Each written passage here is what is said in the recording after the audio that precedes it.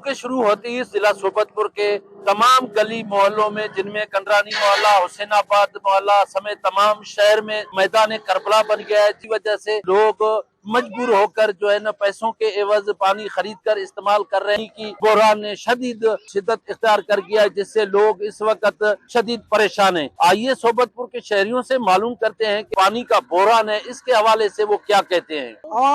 मरे थी भाई पानी का सोबतपुर पानी ढुक भी ना है,